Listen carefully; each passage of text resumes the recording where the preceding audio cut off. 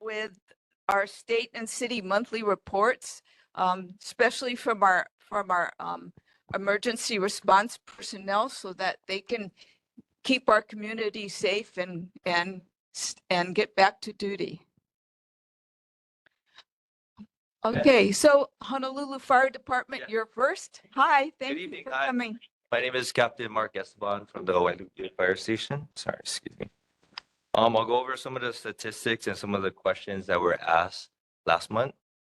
A couple of the questions were what can be done regarding the overgrowth in Wailuku Stream, and would fire risks be the same if water was flowing in the stream? So HFD came back with these answers that we do pre-plans of the area, take pictures of the overgrowth to become familiar with the stream conditions. I believe other platoon that was here sent Zoidel some pictures, which he forwarded to the appropriate department, right? Yeah.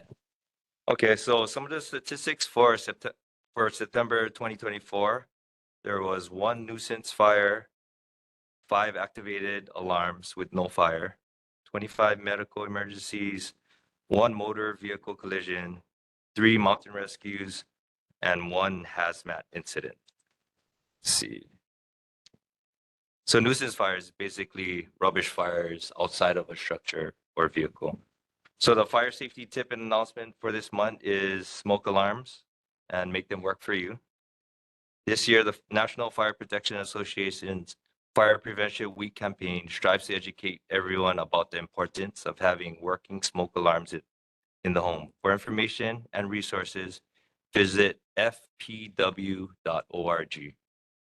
Okay, so first tip, install smoke alarms in every bedroom, outside each separate sleeping area, like hallway, and on each level of the home. 2, test smoke alarms at least once a month by pushing the test buttons. And 3, replace all smoke alarms when they are 10 years old or stop responding when tested. And that's the fire safety tip for the month. Mahalo. Does anyone have questions for our fire department? Go ahead. Yes. Hi, Mr. Kaplan. I wasn't really positive what Okay. you said about the stream. What's your evaluation? So I believe the other watch went, from the roadside, they took pictures of the overgrowth and whatnot and forwarded it to Mr. Magao. Yeah. And then he forwarded those pictures to the appropriate department.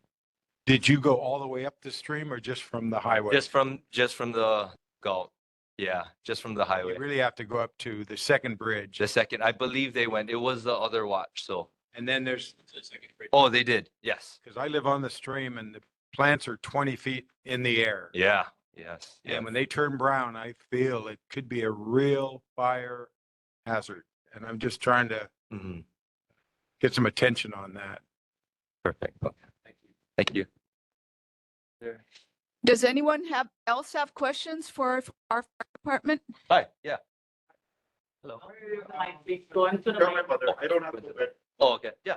No. No, that's what we. So they can hear you. Yeah. Yeah. My question is, with the new bus route through Aina Valley, Okay. there's a lot of new bus stops. Does that affect the fire and emergency response? Because there's a lot less parking available and narrower street with people parking on both sides. As of now, no. You know, I'm not sure. Do the buses park and rest there, or are they kind of just? Is it just a regular bus stop? The old bus stop, the Aina bus would go up in the valley, Okay. spin around, go back on Hine driving, leave for the town. But now there's a bus that goes from town to Sea Life Park and Sea Life Park back to town, and it goes both ways through the Aina Valley. Okay. As of now, no, it's not affecting our response. Yeah, it's not impeding. So it's my mother's house is renting a bus stop. So if she had a need, Mhm. you're allowed to park in a bus stop because we got this mean letter that said nobody can park at a Yeah. bus stop. Well, wherever the fire truck can fit, if it's an emergency, we're gonna park that area. Okay. Yeah. Thank you. Thanks. Thank you very much. Thank you. Thank you. Thank you. May we have the report from Honolulu Police Department? How are you? Hiya, how's it going? Good. Good. I missed it.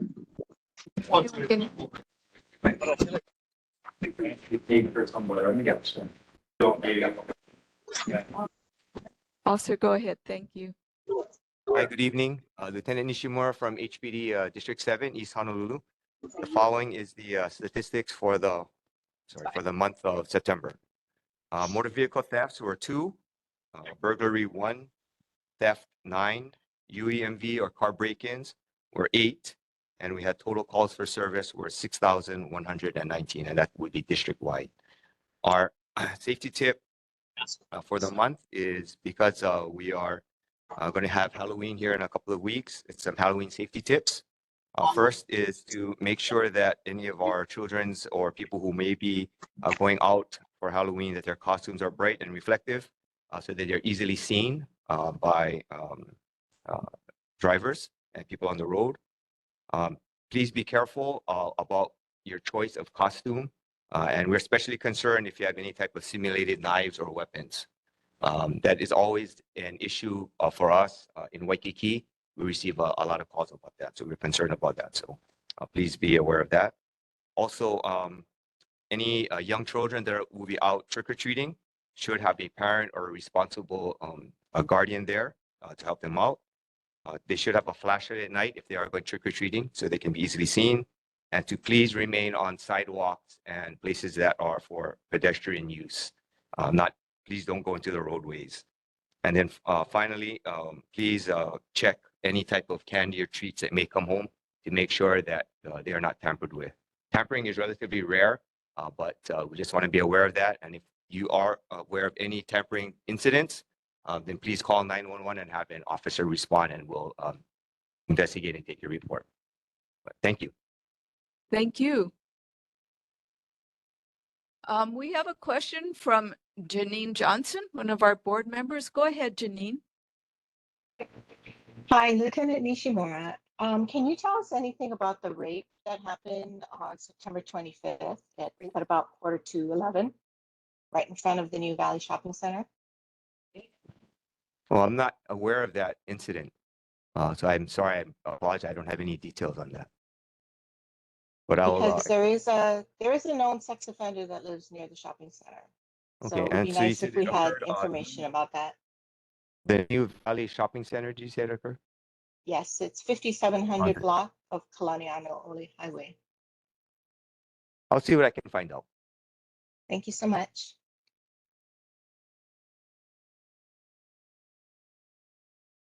Any more questions for Honolulu Police Department?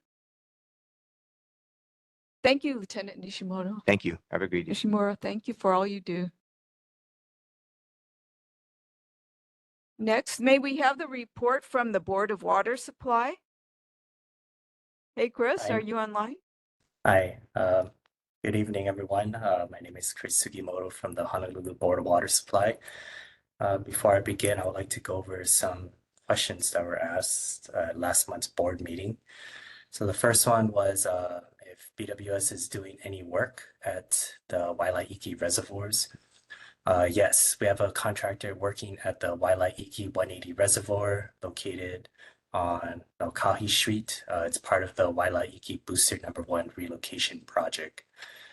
And the other one was the gravel parking lot at our Wailupe Line Booster parcel. Is if BWS is renting that gravel parking lot to anyone. So right now, the Board of Water Supply is not renting the gravel parking lot at the Wailupe Line Booster parcel. However, if you see any suspicious activity at the location, please call HPD. And let me share my reports for the month. Hey, so for the water main breaks, there was only one water main break. It was on September 18th. It was a 4-inch main. Address was 2133 Paloa Place, and it was installed back in 1988. Tonight's general water announcements is the 2025 Poster and Poetry Contest. So the Board of Water Supply has launched its 2025 Poster and Poetry Contest. Poster contest is open to kindergarten to 6. Poetry contest is open to grades 7 to 12. This year's theme is worth of why. Deadline to enter is February 28, 2025. You can find out more information on our website at www.boardwatersupply.com/WCW contests. Yeah, that's the end of my report. Does anyone have any questions or comments for BWS? Yes, we have a question for you. Go ahead, Sherry. No, just talk. Hi, Chris. I was wondering, you mentioned the Wailupe gravel lot. What I'm wondering is if your project, if they're using the gravel lot that's located at Kalani High School, down by the electrical plant. Okay, so you're asking if we're using that gravel lot by the high school? Yeah, maybe you can look into it for next meeting. Yeah, definitely. I'll bring that back and hopefully I'll have a response So for you you know guys what's for next month. right on it's on the Kalani High School property and it's next to that Echo plant. That's when we're interested to know if you're using that as a parking. Oh, okay, yeah. Sorry, I was just miscommunication from us meeting. Okay. Yeah, I'll definitely bring back a response for next month. Okay, thank you. No problem. Do any of our, does anyone from the community have a question for Board of Water Supply?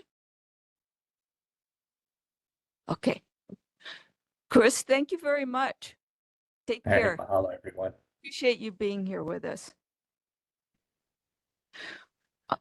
We are still waiting for some of our board members. I think the early beginning of October caught them unawares. So we're going to go ahead to, I think the reason that many of you are here, which is we have a section for public input for items that are not on the agenda.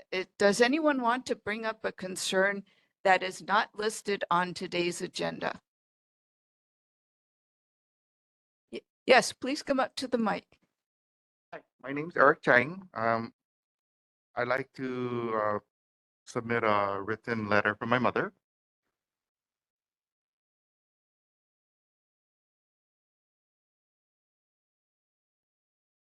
My concern is the new bus route, and they took away the old Upper Ainahaina bus route, and they created a new one that goes from town to Sea Life Park and from Sea Life Park back to town.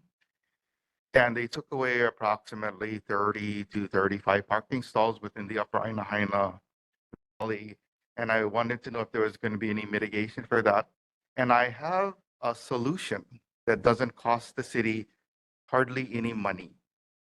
My solution is the bus that, and it doesn't hurt the bus system.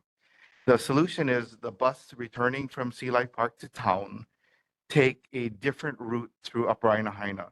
They turn right on Nohu Street and follow the same Upper Ainahaina route. And they only use the bus stops that originally existed for the Upper Ainahaina route. And they do not need to add any new bus stops within the Upper Ainahaina portion of the route. The bus would still be able to have the new route going back and forth to town, and it would not affect any of the Upper Ainahaina people.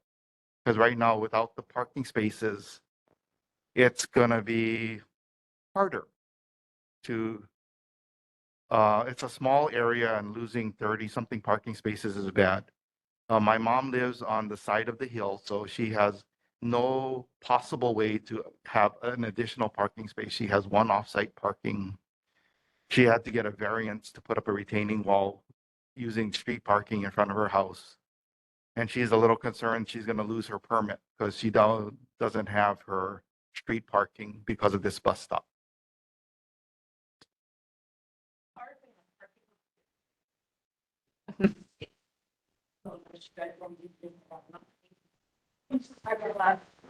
They're not.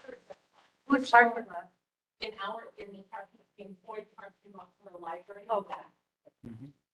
Okay. But the car. Yeah. Yeah.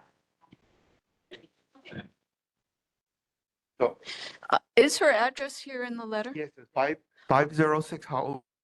Okay, And there's a bus stop fronting her house, the new one.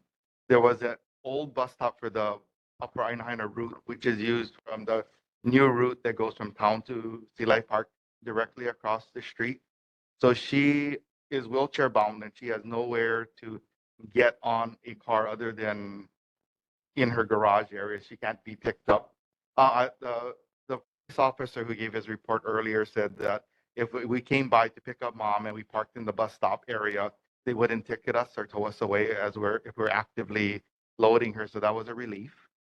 But I think the solution is reasonable to just have the bus, instead of going from Hine Drive, the reverse route of Upper Haina, to go a few more blocks, turn right on Nohu Street, and use the same route, and they could follow the same route as the Upper Haina bus and leave the valley going towards town.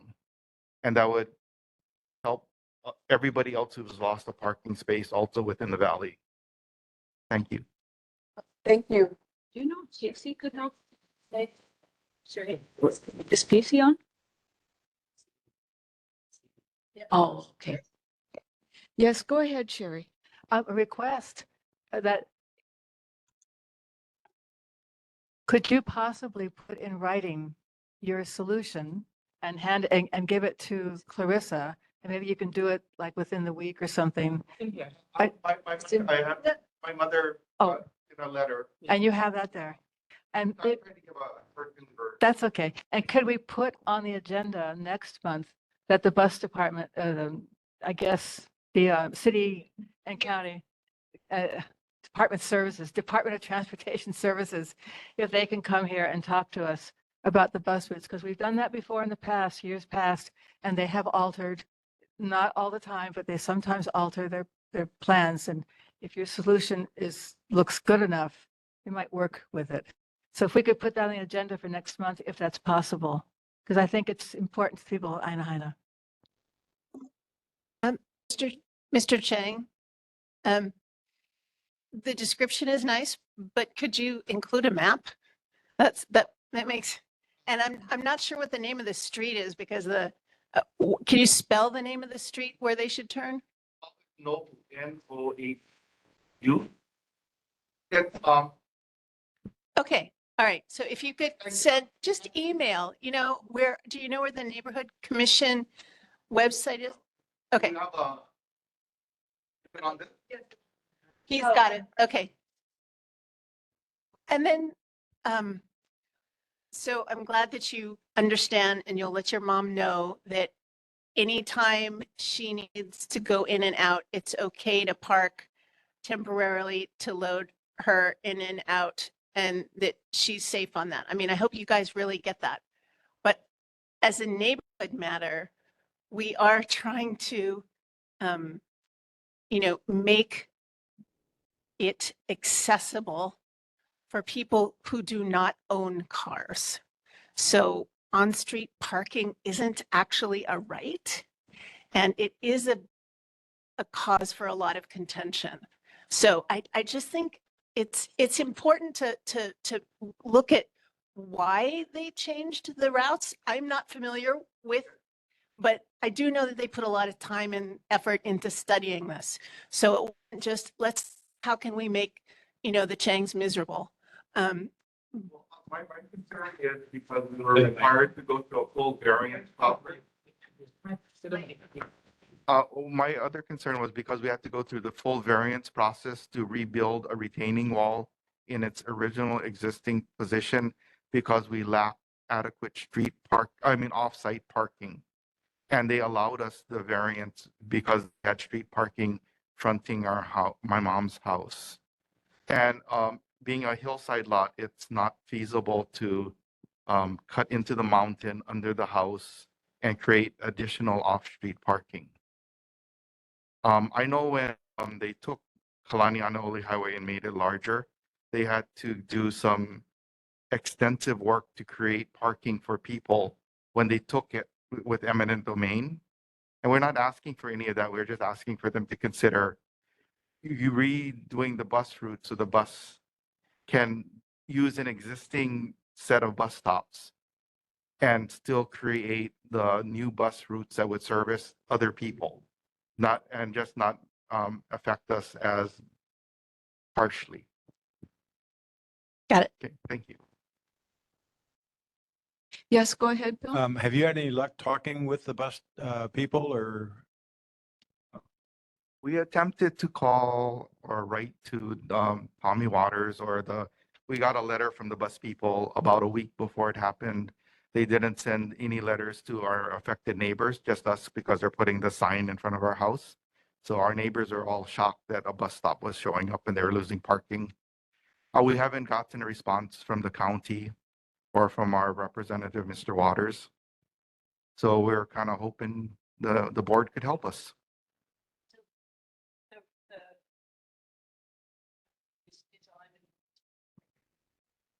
Thank you. Okay, and I'll be happy to help provide a map to better explain what I tried to explain verbally. Okay. We have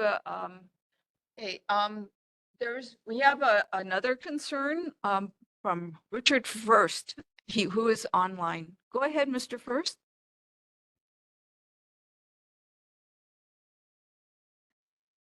Aloha. Thank you for the opportunity to address the board. My name is Richard First. I'm a resident of Aina Haina. I live on House Street also. Before I comment on my concern, I just wanted to say that I support the previous speaker's suggestion.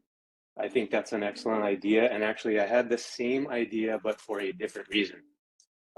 My concern is the pedestrian, the dangerous condition that exists at Ani Street and Haindaiuka at the intersection that's immediately in front of the old Wailupe Elementary School, the Wailupe Community Park now. There is a blind curve leading up from as you're going Mauka to that intersection. It's very difficult to see pedestrians as you are approaching that intersection in a vehicle.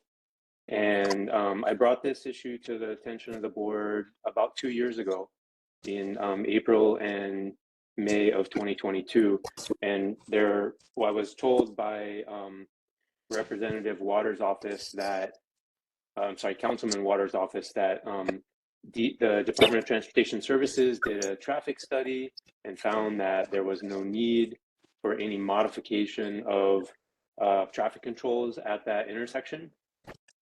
They said that traffic speed control was to be provided by the Honolulu Police Department.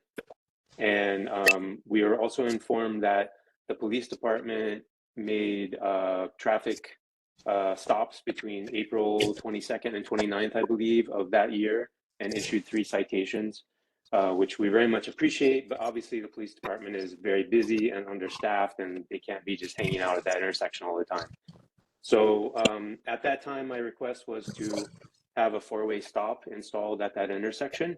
And I am coming back tonight to re-raise this issue because I believe that the Department of Transportation Services traffic study did not consider the blind curve condition that exists.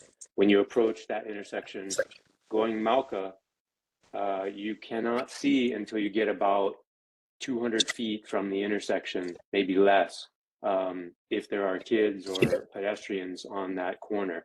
And because so many people, Kapuna and Keiki, use that facility now, I think it's even more important that we, have some correction to this condition to try and make it more safe for the folks who are walking around and using the park. So I'm here tonight to ask if the neighborhood board could please bring this to the attention of the appropriate parties. And I would really appreciate it if the board would come out in favor of having some additional traffic control, such as 4-way stop or speed bumps or something like that, so that we can have a better chance of folks approaching that intersection safely and maintaining a safe condition for our citizens. Thank you very much. Thank you for bringing up that concern, and please stay online. Or when our officials come on, we'll have them address those, express that problem with Ani and Haindaiuka Street.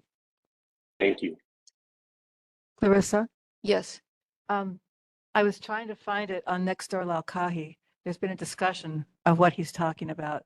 people noticing someone got hurt in the road and there's a blind curve and they've been talking about it. So I wonder if that's another issue that DTS would like to talk to our board about. Yeah, Because actually, I'm sorry to interrupt, but I made a post on Nextdoor. We mistakenly thought someone had gotten hit. My wife drove past that intersection. We saw Hawaii Fire Department responding yesterday. We saw a person laying in the street with a car right next to him and thought that, oh my God, somebody got hit. I talked to another neighbor who was there, and she said that actually what happened was he was running to try and make it to the bus, tripped and fell, and was unable to get up. And the pedestrians who were there and tried to respond to help him realized that they couldn't move him without causing further injury potentially.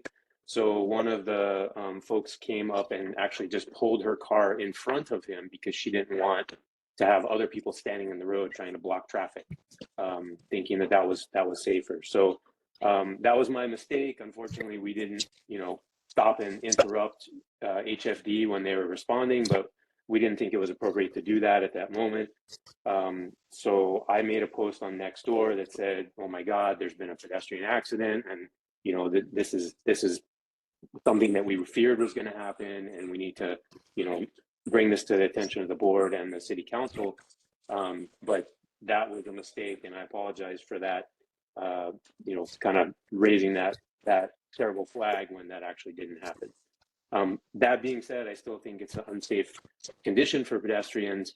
And going back to the issue of the bus stop there is a new bus stop at that corner on the Mackay side of that intersection. And I think that just exacerbates the situation because now you have people crossing the street there to get to the bus stop. So I actually agree with the previous speaker's suggestion. If we had the bus just run the same route that they used to take, coming up Howe Street and then going across Ani, going Eva Diamond Head, and then back down Haindayuka, they could still go back out Kalani Anu'ole and go down, back towards town. It would be like a block longer. But I think that's probably a good solution. Another solution might be to move that bus stop instead of being on Haindayuka at the intersection of Ani Street, is to actually move it onto Ani Street across from the existing bus stop that's there that used to be Route 23, I think, or 24. So anyway, sorry to take up so much time, but thank you very much. Thank you for helping us to find solutions also. Would it be possible for you to just summarize some of your thoughts and send them to us? Because what we'll do is request Department DTS to come to our next meeting, and the more they know about the issue, the better they'll be able to address it. Yes, I'd be happy to do that. Thank you. Appreciate it. With a map. Of course. Okay, thank you very much, Mr. First. Are there any other concerns that that our community would like to bring up that's not on the agenda? Okay, go ahead. Yeah, go up to the mic. We were not. Yeah, I'll been you on come on this side, sorry. We've been on the strike line all afternoons and just rush here to meet you folks. My name is Sarapi Satrapai. I'm a hotel worker for 32 years at Hilton Hawaiian Village. And my name is Crystal. So yes, we've been freshly picked off the picket line. So please bear with us. I actually went to Kalani. My family's from Hawaii and I was raised in Kuli'ou'ou. So I know a lot about this area. We're pretty much here today, not necessarily as a neighborhood because we are in Hilton, we're in Waikiki. But again, we are here because if you haven't heard or you probably did hear and see, right, on media, we are in a strike right now. And as a community, we just wanted to come out to different communities and let everyone know in Oahu and around Oahu why we're on strike. Many of our hotel workers do live in this district. And that's why we wanted to come here tonight. We are trying to ensure that the jobs in our states biggest industry are good jobs and will allow our families and our local families and our future generation to afford to live here in Hawaii. Our state is losing thousands of people. A lot of people are going to Ninth Island, Vegas, whatnot, every year because it's so expensive to live here in our state. And again, we're just addressing this as a community. I'm sure we all know this with inflation and all that good stuff. So ever since COVID, hotel statewide workers have been raising, well, our hotel especially has been raising room rates, cutting services, and they're charging guests more, but giving guests less. Meanwhile, they're making big profits and giving billions back to shareholders. Hilton worldwide made 1.14 billion in profits last year, its third most profitable year ever. So we want visitor industry to be successful, but it's not going to be successful if guests aren't getting the services they come here for while paying the big price. So again, it may not be necessarily a neighborhood thing, but we want to go out into the different communities. Like I said, I'm from my family. My grandma was a Kaiser cafeteria woman, so at Kaiser High School. So I was raised in this community, and a lot of our workers as well. And this is why we came out tonight to share this, just to educate as well. It's not all about the money, money, money.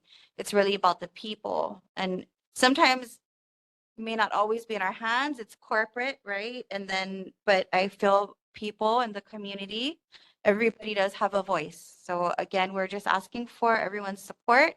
And this is why we came out in shorts and unprepared. I'm sorry, but so yes, thank you folks so much for your time.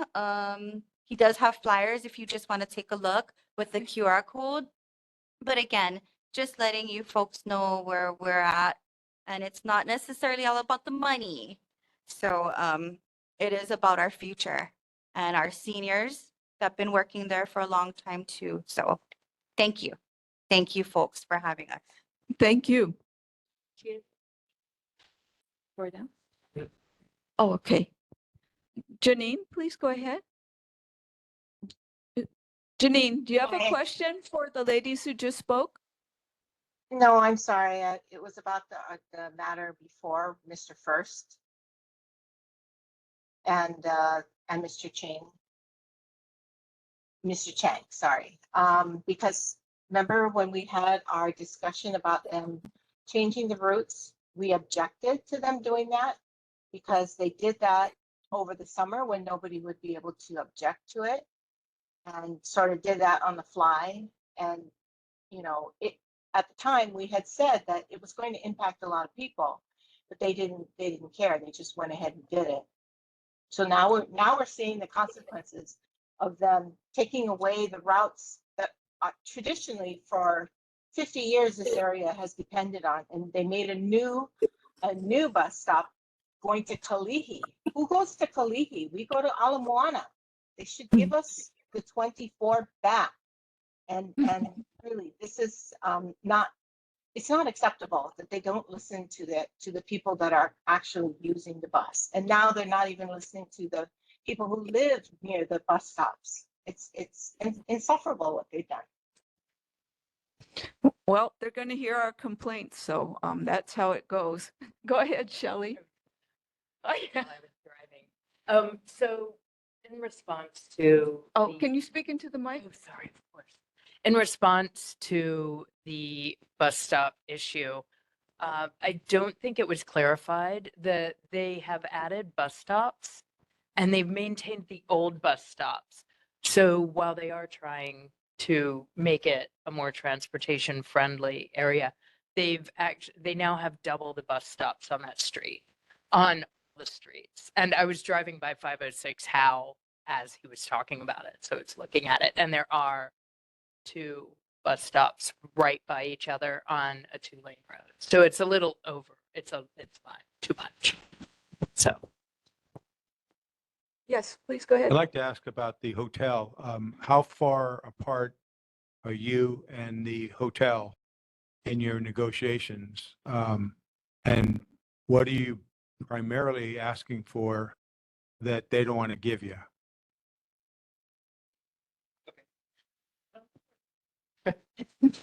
Yeah, I could speak to that. Ben Sadowski from Local 5. Yeah, we're still pretty far apart, unfortunately. We are, uh, obviously it's been a difficult and just a tough time ever since COVID.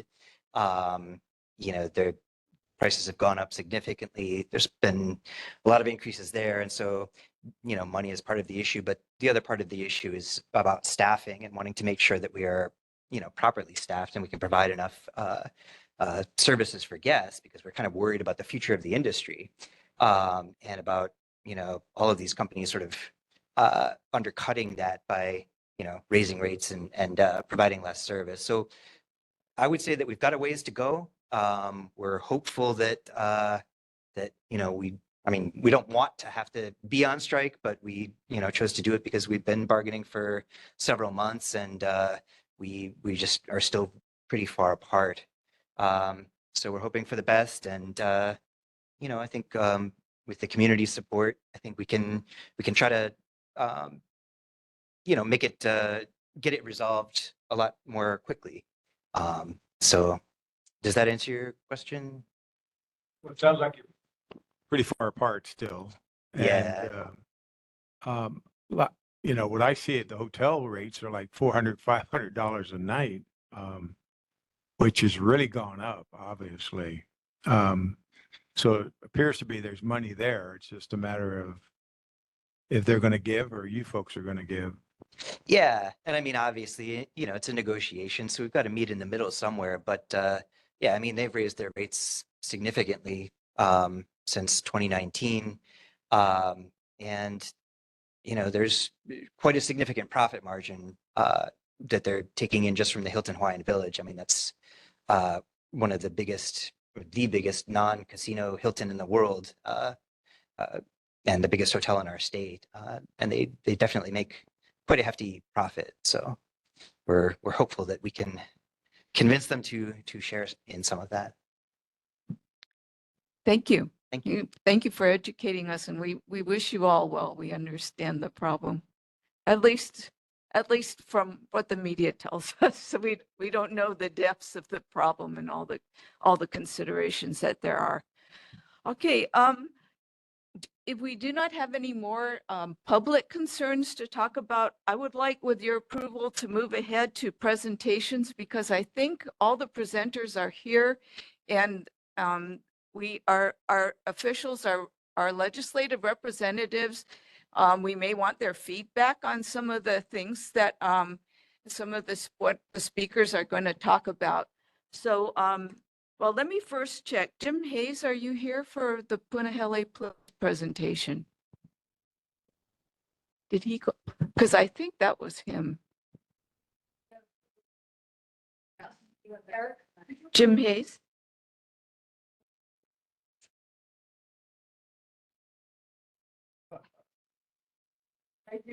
Oh.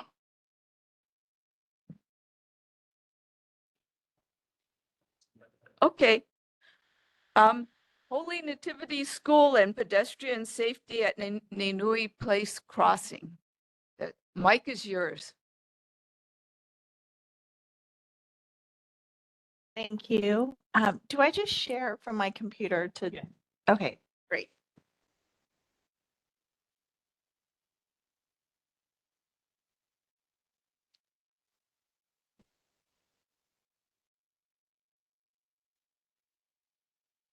Tech challenged. Oh. I would just like to remind all presenters that they have 5 minutes to tell us about, what's going on, and we want to leave a little time for questions. Also, we still have officials' reports to go afterwards, and you found him, as well as board business if we can get a quorum of board members. Go ahead. No, we don't want to steal. No, you are there. You get first dibs. Well, I'm having a few technical difficulties, so I'm having a difficult time sharing.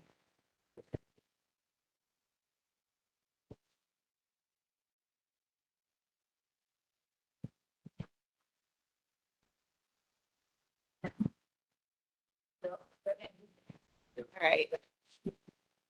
Well, I'm sorry that I don't have my presentation available to share with you, but I'm back again. Thank you for putting me on the agenda this time. So I'm here representing Holy Nativity School because our space on Nainui Place, the street that bisects our campus, we're a pre-K through sixth grade school, and we have many pedestrian concerns there. So there are, I believe, 5 signs, 2 speed humps, and 2 crosswalks between this space, the library, and the stop sign down at the end of the road. And we have on the daily near misses. So my concern is that, as many others shared even last time, that there's an accident waiting to happen there. And because the majority of the folks crossing are either Keiki or Kapuna, we have real concerns there. So we have some of the members of our community here. We have our Kapuna Watch who help as crossing guards. And basically my concern is that something has to be done before there's an accident. I know that something will be done after there's an accident, and I would like to do that beforehand. So my first request is kind of the pie in the sky one, which is I would love the left turn back at the West Hine Drive and Kalanianaole Highway. I would love that to come back. That would relieve this problem that we have on the road in our campus. I doubt that's likely to happen. My second pie in the sky request would be to close Nainui Place at least, but the section that bisects our campus from 7:30 to 8 in the morning and 2:30 to 3 in the afternoon when our classes are crossing for drop off and pickup.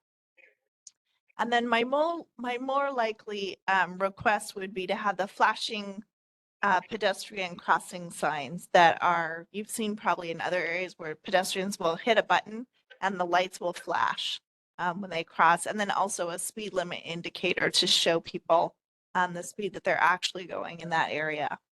And I'm open to take any other questions on that. Does anybody have any questions? It's not a question. These suggestions, can these be given to, if we can get DTS, which is Department of Transportation Services, the city, to come next month to discuss the blind curve, the bus parking and stuff, can we discuss at the same time this issue on Nainui? If we can get DTS to come here, Department of Transportation Services for the city. And we can, because what you've asked for is all very valid, but we've got to move it along to the proper, agency.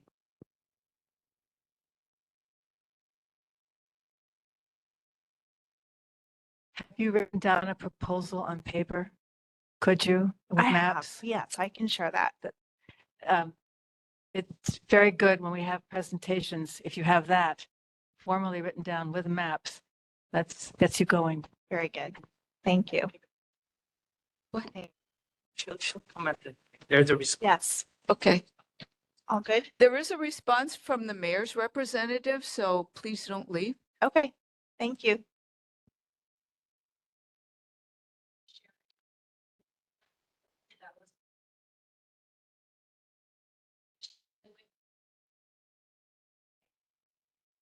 Any questions for Holy Nativity School? Go ahead, Sherry. Another suggestion. One of the reasons the left-hand turn at West Hine Drive was taken away was because the Aina Community Association wanted it that way too. So you might want to lobby them and see if they've changed their, if not, why not? And see if that can happen. And then that can be discussed, the pros and cons.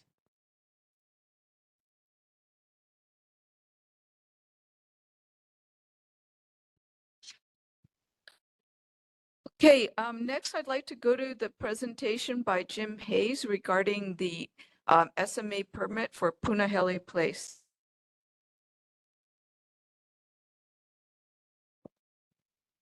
Thank you, and appreciate the opportunity to do the presentation.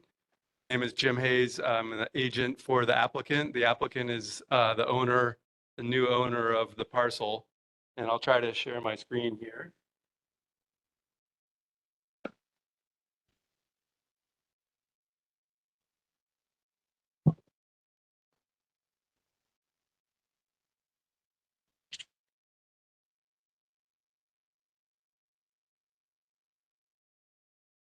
The name.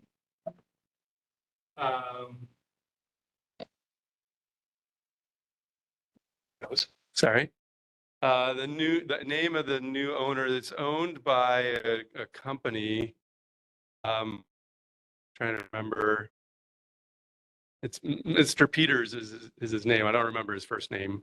But he is the new owner of the pool. It's located there on the coastline just east or Cocoa Head of Wailupe Peninsula.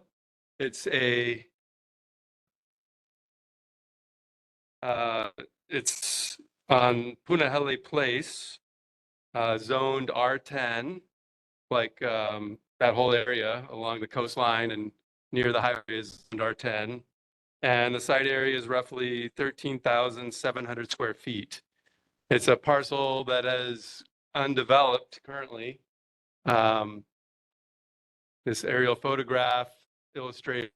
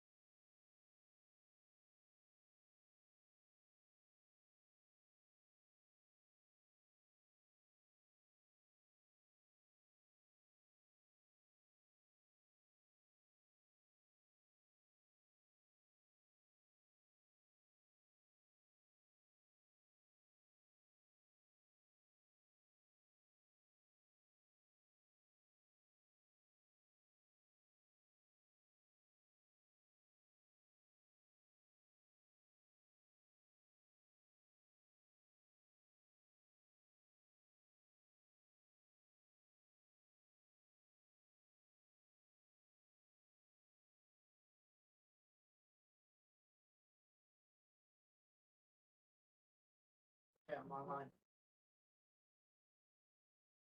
It's up to Zoidell if you want to run the projector cable over to my plug over here. For now, yeah, until I get it.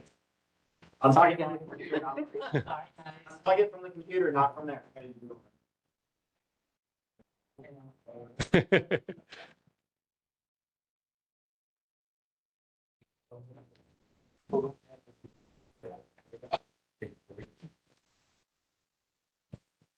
Makes you wish for the simple days. Right. We would just have posters with all this on it. Okay, so I'll try sharing my screen again. Let's make sure people can hear. Yeah, Lonnie, can you hear us? Yes, I can. Okay, great. We're up again.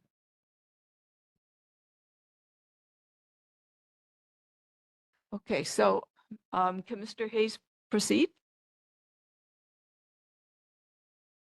Oh, no. Where'd everybody No, go? I'm sharing my screen. It should pop up here any second.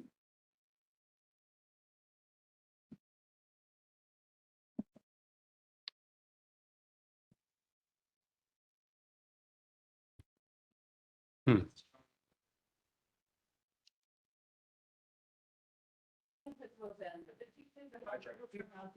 Yeah, everything. Either the world, or you do that. Come in.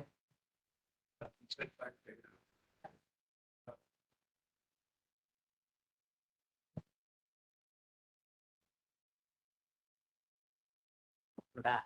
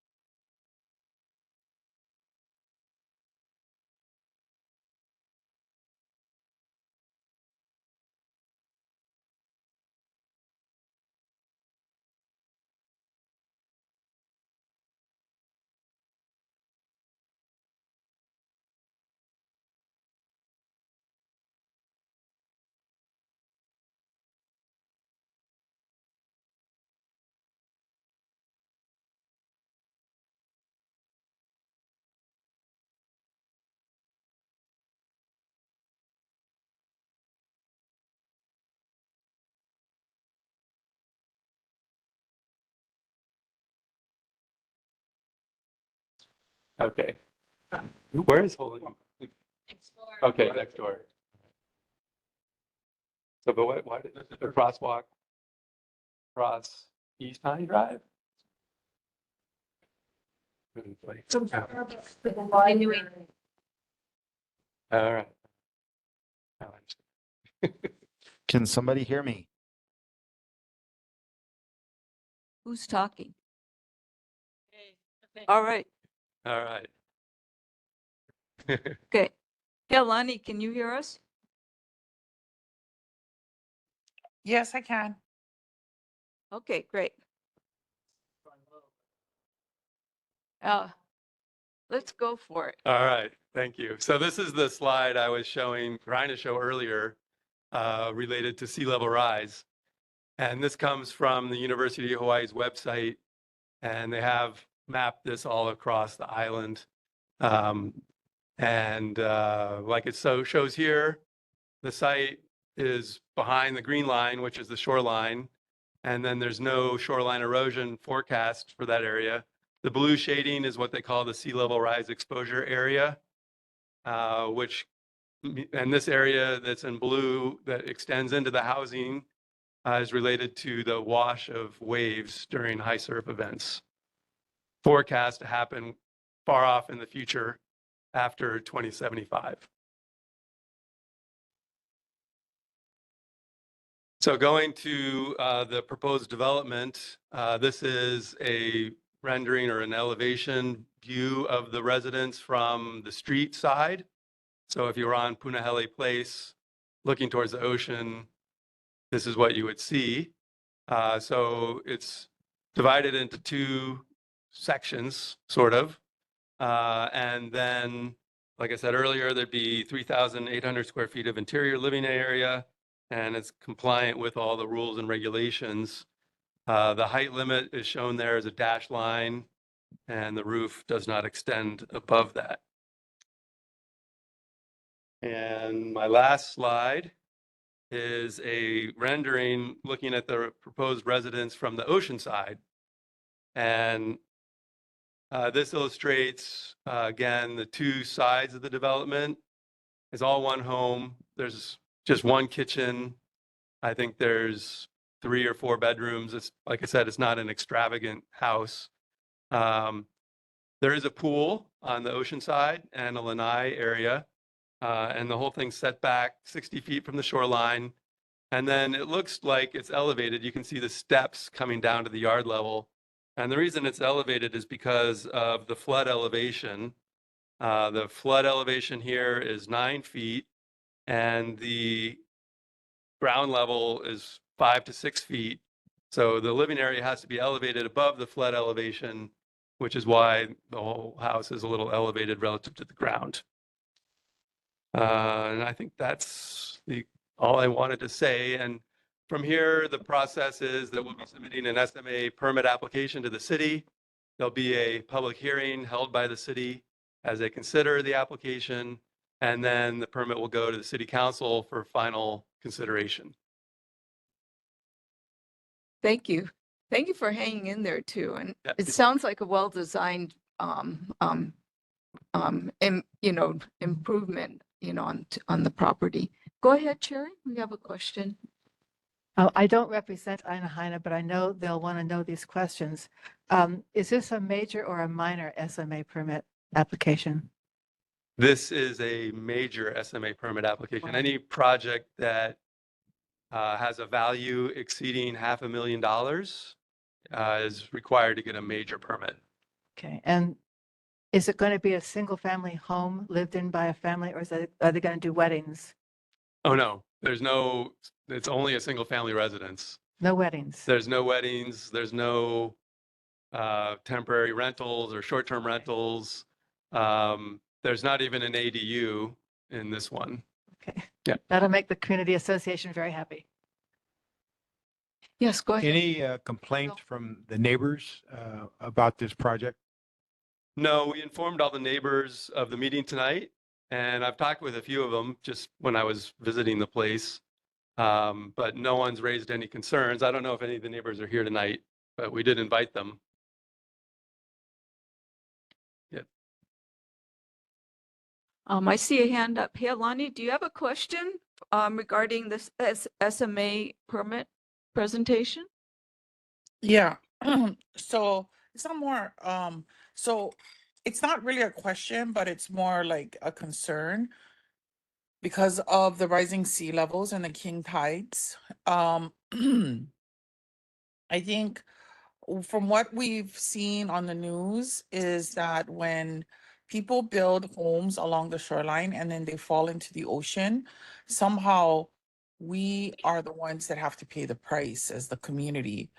So that's my whole concern with building anything on the ocean side and that close to the ocean at this point in time, during a time where like islands are literally disappearing in the Pacific. So, and I just want to bring that up that I have a concern with that. I don't know if I could support something like this because ultimately it's going to be us that's going to have to deal with it. You just look, all you have to do is look at what's happening at sunset, right? All that rubbish is going into the ocean. They've tried all kinds of stuff and the communities have had to deal with it. So that's my concern because I don't know who's building this, like, and if it was like someone who is rooted in the community that has connections to this community and is going to be here for the long term, not someone who's going to build it and then try to sell it for a profit, then I wouldn't be so concerned. But I think that's what's been happening for homes along the shoreline. Like, and that's just been going on. I mean, has to be a moment where we say, I don't think this is a good idea and you shouldn't go forward with it. That's all. Thank you, Yolani. Good I point. can provide a little information related to that concern.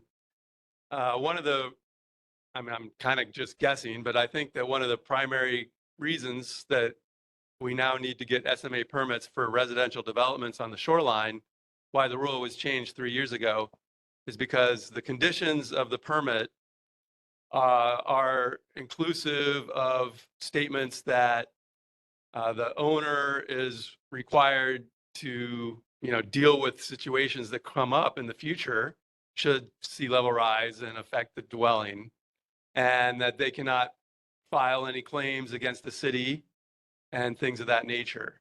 So those are conditions that come with the permit, and those conditions stay with the structure. They don't stop with when there's an ownership change. So whoever purchases the house in the future, because I don't know if the applicant will probably live there for a while, but it won't live there for 70 years. So whoever buys the house in the future will, have those conditions applied to them as well. Mr. Hayes, we have a question for you. Let's see who. Oh, Elizabeth Riley. Go ahead, Elizabeth. Thank you. I was wondering, can you just confirm that there's no variance requested for anything? I know that you said you have to go 9 feet higher because of the flooding, but I was just wondering, is there any variance at all that's running with this application? No, there's not. Thank you. You're welcome. Any other questions before we go on? Hey, Alani, your hand is up. Do you have another question?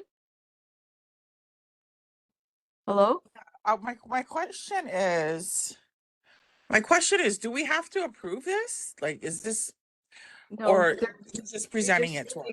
Us to know about it. Okay. Yeah, so I thank you for presenting, but I think that this is a bad idea. It's not a good idea. Not that far down the shoreline, there's houses with sandbags in front of their homes. So to build a house in this condition, in this um in this day and age, with the climate the way it is and with the seas the way it is I think a really bad idea. Thank you, Hialani. We have one more question from our audience. I was just wondering how many feet of sea level will this new dwelling accommodate? Could Sea you level please rise. give us your name? Oh, my name is Tara. Thank you. Yeah, thank you for the question. I don't have an exact answer for that question. The way that the University of Hawaii has predicted the impacts of shoreline development, the impacts to shoreline development related to sea level rise, you mainly look at passive flooding, which is just like things go up, right, as sea level rises. But then more critically and what affects like that blue line or the blue shading on the drawing was related to the washing of waves. So if there's a storm event or even a high swell from the south, waves can overtop the seawall and wash into the property. And that'll happen with increasing frequency as sea level rises. And that's one reason that the house is elevated, so that the water can kind of go around without affecting the living space of the house. So this house will be able to withstand a greater level of sea level rise than its neighbors that were built in the past, because they're not elevated that way. But there's not a perfect answer for that question, sorry. Yes, we have another question. Do we even have quorum to vote on this? We don't. We don't. So is it my understanding that he has 2 or 3 sessions to present and then we have no say at all, correct? To not get quorum? Is that right? Right. I mean, it's irrelevant, but he's just presenting. He's Presenting not as part of- asking. part of the, Right, but then we don't say yay or nay. Got it. I wanted to know how far back is the setback from the ocean of the house? That's a good back. question. Yeah, in this instance, this shoreline setback is 60 feet. So the current rule is that the shoreline setback is 60 feet plus 70 times the annual rate of erosion. So like I said earlier, this site doesn't have any erosion model to occur. But if you remember the map I had up there, there was erosion just down towards Cocoa Head side. And the setback on those properties will be, say, 80, 90 feet. So it just depends on the parcel what the setback is. This will be 60 feet. Thank you very much, sir. Appreciate all the answers to your questions. Do we? Oh, okay. Is it Mr. First? Hi, thank you. I just want to ask the speaker, I apologize, I forgot his name. Is there any design consideration within the structure of the building for potential flood forces that might impact the structure, such as breakaway walls or other design features that are meant to accommodate that type of high wave wash incident? In this case, there is not. The flood zone is such that it doesn't require that when you're elevated, your floor level is elevated. So in this situation, I don't believe there are design considerations related to that. There's no occupied space use contemplated on the ground floor below the flood elevation? There's not. All the floor level is elevated 9 feet elevation. That's elevation not off the ground, but elevation from sea level. So the ground is roughly 5.5 feet. And so the floor level is elevated at 9 feet, so another 4.5 feet above the ground. Thank you. Okay, thank you. Next, we have a presentation by, I think, OISC. I didn't get a name, but they're going to tell us about a new problem we don't want to hear. No, about coqui frogs at the Kuli'ou'ou Summit. Oh. Nobody wants to hear Koki, but we're here to talk about hopefully solutions. So maybe that's something you'll want to hear. Right, there we go. Aloha, thank you to members of the board and members of the community for having us tonight. My name is Josh Atwood. I'm an information specialist with the Division of Forestry and Wildlife at DLNR. I'm here tonight with Ryan Chang, who's our Oahu Forestry Crew Leader, and we're here with our partners, the Oahu Invasive Species Committee, or OISC, and then the Hawaii Department of Agriculture as well. So we're just here to present about the current coqui frog situation and then answer any questions that the board or the community might have. As you may be familiar, coqui frog is an invasive species from Puerto Rico. It arrived on the Big Island in the late 80s and now covers about 60,000 acres there. It has shown up multiple times on other islands in Hawaii, including Oahu. And so the most recent detection is at the Kuli'ou'ou Summit, or about 200 meters below the summit if you're going up the Kuli'ou'ou Ridge Trail. And so our crews from DLNR, Department of Agriculture, and OISC are surveying that area. We're trying to find solutions to treat that population. We do have a treatment option in Hawaii that's been used for a long time. It's called citric. It's a naturally occurring compound that's used in food additives. You can mix it with water to make a solution. And it's deadly to frogs because they're amphibians, so they absorb it through their skin. But there's been a lot of tests done. It's not harmful to humans or other native species that we expect to be in these areas. So what's new that we're presenting about tonight is first the location of the detection. There was a news release that went out last week, I believe, letting people know about the Kuli'ou'ou Summit detection. And then the other piece that's new is the method of deployment for the citric. So we're using the same citric treatment But because the location of this population is in an area that's really steep and we can't access it by foot, we can't use hoses, which is how you normally deploy this citric solution. We're going to use something new. It's a drone technology that is being developed out of Hilo. And so these drones will spray the citric for us. This is going to happen at elevation, and there's maps. The OISC folks provided some flyers, and we have digital copies going to the board that they can distribute further if people need copies. So this isn't going to be deployed near anybody's house, and to date, we have not detected coqui frogs lower in Kuli'ou'ou Valley or any other residential areas on this side of the mountain, which I hope stays that way. I'm not in your district, but I'm right over the border in Ahaioni, and this is something that we all hope gets controlled before it starts to spread in the Kuli'ou'ous. We don't have a complicated presentation about this. We're more just letting the community know, and then all our partners are here in case there are questions. Questions, please. Go ahead, Kawi. What are you doing about the feeder populations in Waimanalo? The Waimanalo infestation is intense.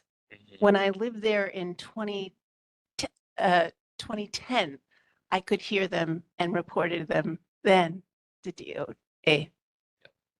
So we don't know for certain that the frogs that are at the top of Kuli'ou'ou have come from Waimanalo. It's a reasonable speculation, but we haven't proven that yet. There is treatment ongoing in Waimanalo as well, and they're actually testing this treatment method in Waimanalo in the next few weeks to make sure it works before we try it at elevation. But that Waimanalo population is under a treatment protocol. So Ryan is in charge of our field operations. Do you want to talk a little bit about what's happening in Waimanalo?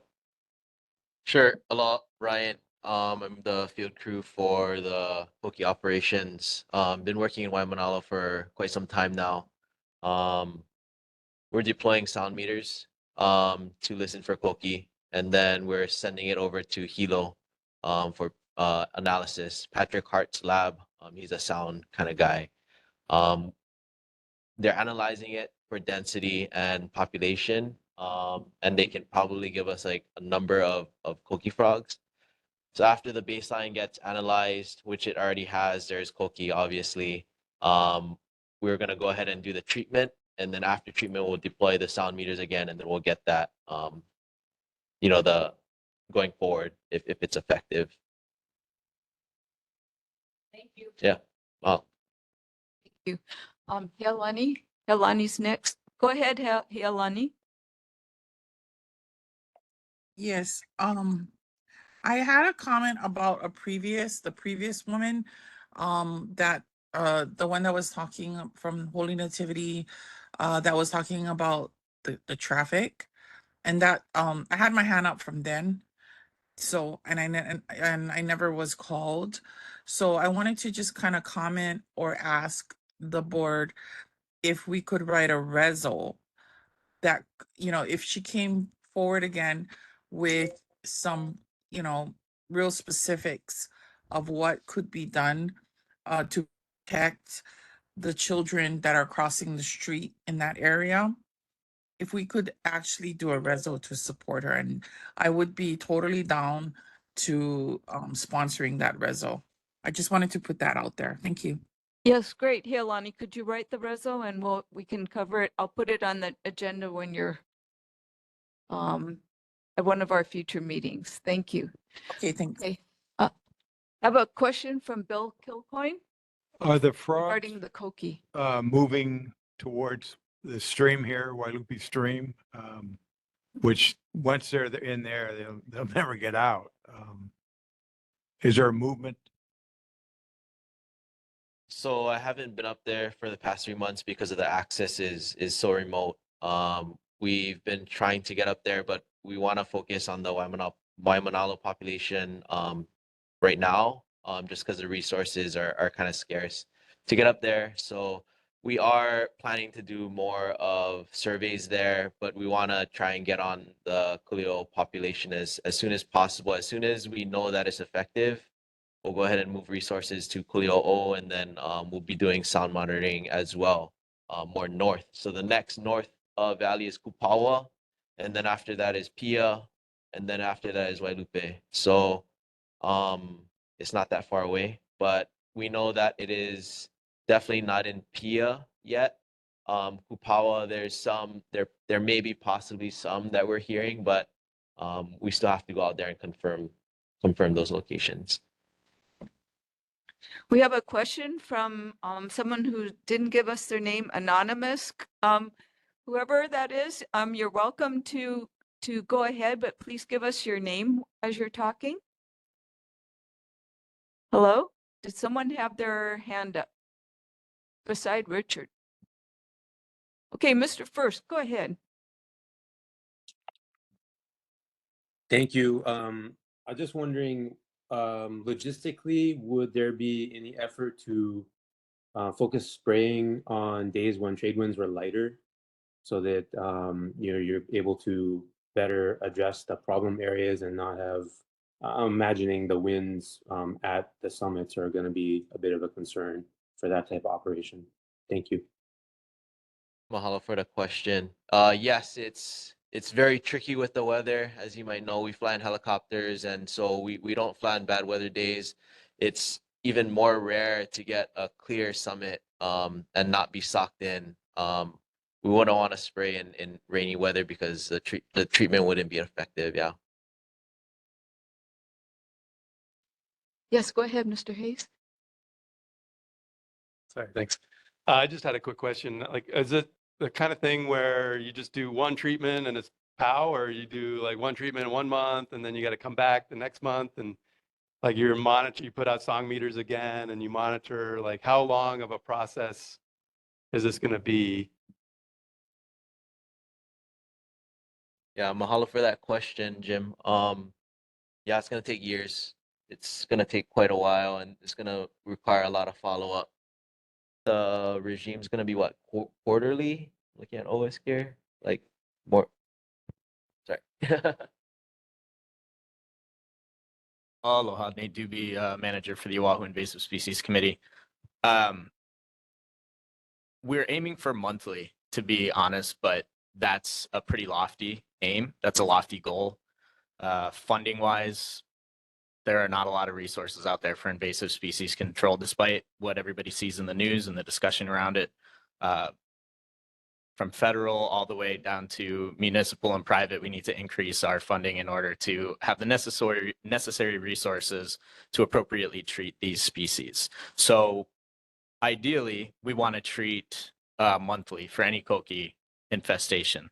We do have a large-scale koki eradication that has happened on Oahu in the past, but the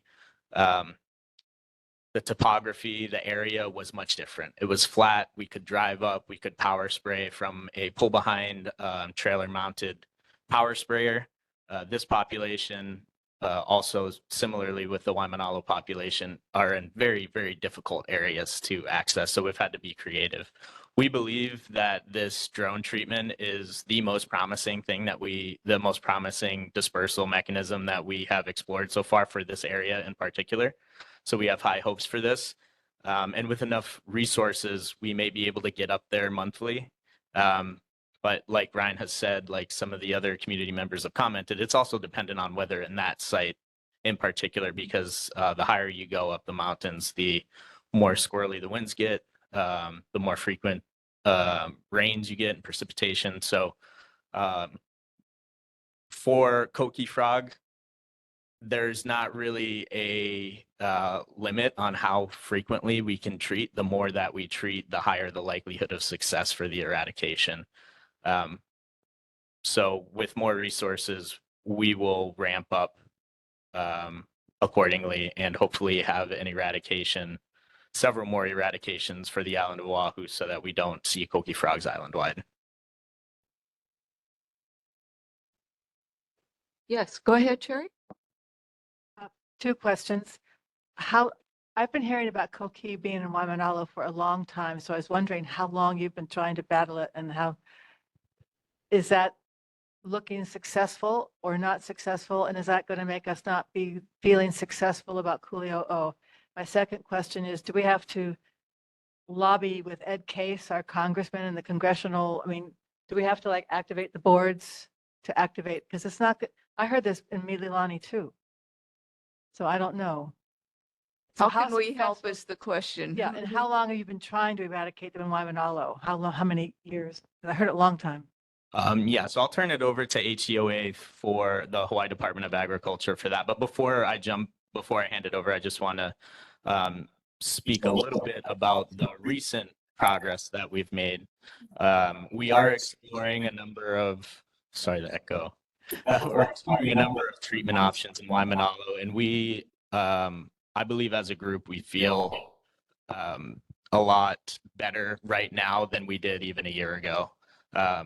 We have more resources going there, but things take a long time. We're getting federal funding at the Oahu Invasive Species Committee to deal with, to help try to treat the Waimanalo population. A significant amount of money, not enough, but significantly more than we've gotten for decades for koki frog control. However, it's taken several years for that funding to be released. So we're working on it. In terms of the history of Waimanalo, I will turn that over to Jessica, who is the representative for the Department of Agriculture. Hi, I'm Jessica. I'm with the Hawaii Department of Agriculture, the plant quarantine branch. So my branch specifically gets all the koki, I guess, reports on Oahu. We do respond to private individual stores.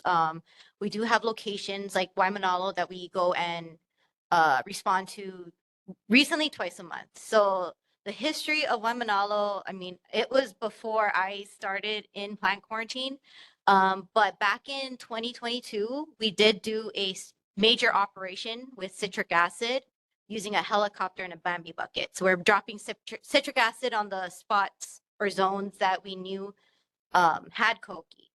The situation with that was we didn't do too much habitat modification, because if you've ever seen that side, Pu'okona side of the mountain, it's trees. Everywhere is trees, you know, whether it's, you know, most of it can be invasive, and they were blocking the kind of like the canopy and the lower levels of where the koki were located. So dropping those buckets of citric acid wasn't hitting exactly where the koki were. And the thing for citric acid to work is that it needs to come into direct contact with the frogs. So it can't just be on a leaf. If they're under leaf litter or under cover, unless they're getting touched with that citric, they're not going to, you know, it's not going to affect them. So, you know, with now that we have a multi-agency support, because HUA was kind of doing some, you know, we were kind of doing stuff alone, doing the response, but, you know, 2 to 4 people going out every week or every month, twice a month wasn't going to reduce a population of, you know, hundreds and thousands. So, you know, now that we have, you know, DLNR and always assisting us with this, you know, a lot of work has been done, habitat modification, the use of their drone operation, you know, like we're really hopeful now that we have more people, you know, collaborating together, that we can tackle this problem that's been there for years, you know. But our last major interagency operation was 2 years ago. So, you know, this is something we have to circle back, because we get, like, you know, like everybody said, we don't want koki on Oahu. You know, it's, if you ever been to Big Island, it's really, really loud. You can't sleep. I mean, they call it like background noise, you know, nighttime music, but for us, it's not that, right? So we're doing everything we can. And, you know, I'm really thankful for the agencies that are here, you know, to support this cause.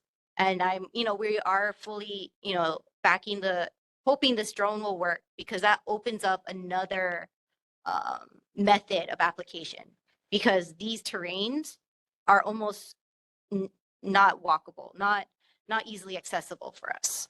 So my question was, do we need to put pressure on our congressional delegation to get more federal funds? Because you mentioned funding issues. Do the neighborhood boards as a group have to start putting pressure on? I mean, having funds is always good. I mean, it's always good to have more, you know, we do have a lot for, with Hawaii Department of Agriculture, yes, we got a huge biosecurity bill given to us, but that has to be spread throughout the whole state, whether it's LFA, CRB, Koki frog, we are trying to manage all of these, invasive species or species in general that are of concern. So, I mean, any funding is good, but we are trying to make do with what we have right now, and it's not a lot, but, any funding is good, that we can get. Yeah. Go ahead. Hey, sorry, this is from the OISC perspective of things. Oahu Invasive Species Committee is one of several invasive species committees. We have them on a lot of the islands here in Hawaii. We have a Big Island Invasive Species Committee, a Molokai Invasive Species Committee, Maui Invasive Species Committee, Kauai Invasive Species Committee. All of the invasive species committees were founded to fill gaps in invasive species response. There are bigger gaps in invasive species response across the state than any one agency can fill, which is why it's usually a multi-agency effort when it comes to this. I would say absolutely 100% yes, a unified message from the neighborhood boards to encourage more funding, whether it be at the federal or state level. The state does fund invasive species control through a departmental agency called the Hawaii Invasive Species Council. The amount of funding that goes to the Hawaii Invasive Species Council is not very much to spread across all of the invasive species projects across the state. Meaning that agencies who are soft funded, like the ISCs, which means we essentially start from zero every year and have to raise millions of dollars for these efforts, we only get between 45 and 60% of what we ask for when we go to the HISC. And the HISC does incredible work with what they're given. They don't have the resources that they need. So even members at HISC have helped agencies like Oahu Invasive Species Committee reach out to the federal agencies like REPI, the Readiness for Environmental Protection and Integration, which is a military funding source from the feds to protect the military installations across the state. And they've been very supportive of giving us additional funding. Who's giving more? I would encourage target across the municipal, state, and federal level, but recently the federal agencies have stepped up. I don't want to speculate as to the reasons why, but there have been some significant issues that have happened in Hawaii in the last few years regarding water quality. And so that may have something to do with it. But what I will say is that the folks over at REPI have been incredibly supportive of our efforts and willing to fund more than we've ever gotten at OISC from a federal standpoint, but we still need more. And it's not just funding for positions, because that is absolutely needed at the Department of Agriculture, that's needed at Department of Forestry and Wildlife, and that's definitely needed at OISC, but we're also running into situations where we don't have other resources that we need. We don't have space for a base yard in order to throw our capacity. So we are also transitioning into helping neighborhoods respond to Koki frogs and little fire ant on their own with help from our agencies through community action, community response plans. So what I would say, going back to your original question as to whether or not unified message from the neighborhood boards across the island or the state, I would say absolutely. Please target all levels of government and just encourage more funding. If anybody wants more specifics or logistics, so I don't take up too much time here, you can feel free to email me. And if I can't answer your questions or I'm not the appropriate person, I'd be happy to point you to those people. Thank you. I'd like you everyone to, all of you to stay here because we are going to have our officials now while they are listening. So it may be, yeah. So they may be able to also respond to what you've been talking about. Yes, go ahead, sir.